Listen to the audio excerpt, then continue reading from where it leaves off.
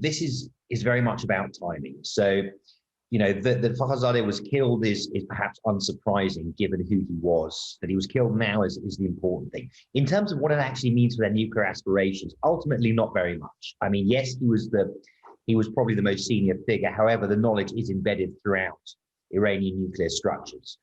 This was very much a symbolic killing. Obviously, it will upset the equilibrium of the nuclear program.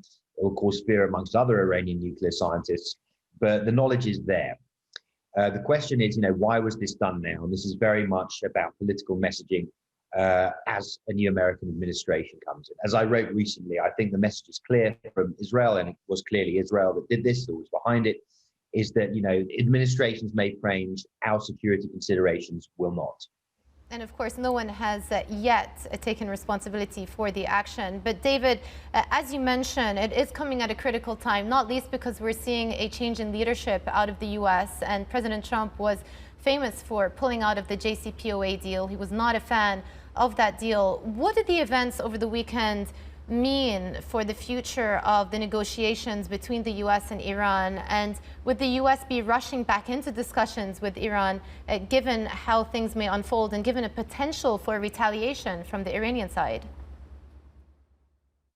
So the simple fact is that sooner or later, the United States, and with it the European powers and Russia and China, so-called P5+1, are going to have to deal with this issue. You have to deal with Iran.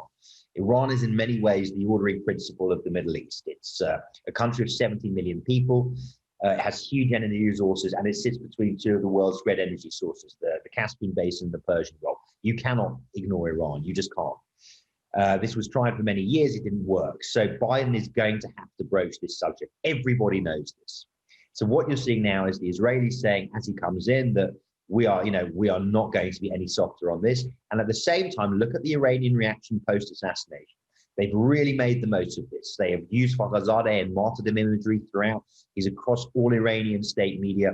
They are going to use this very much as leverage now going forward. And you see that they're already doing it. In the segment that just preceded me, they talk about, passing laws through parliament now that they don't have to abide by the nuclear sort of by these sort of commitments that they had signed up to. This is all very much preparing for what comes next on both sides. David, if Biden does take America back into the nuclear deal, this could pave the way for a lifting of sanctions and an influx of billions of dollars into Iran. From an economic perspective, how much does Iran need this deal at this time? Well, desperately. I mean, the Iranian state since 1979 is a revolutionary state. What that means is that for all its repression, for all its hideousness, it never massacred people en masse in the streets, because that's what the Shah did, and that's why he fell until recently. Economic circumstances are so bad, financial situation is so dire that Iranians are taking to the streets en masse again, and the regime have started massacring. This is, they are desperate. They needed financial relief last time. They need it even more now, especially post-COVID. So the Iranians desperately need a deal. The issue is that now Iran's opponents, that is to say the Gulf states and Israel, are even more united than they were. Do not forget that one side effect of the JCPOA was to unite de facto Israel and the Gulf states. Now, de facto has become official in the case of the UAE, in the case of various other states. We saw recently the meeting of Netanyahu with MBS. Things are really, really moving.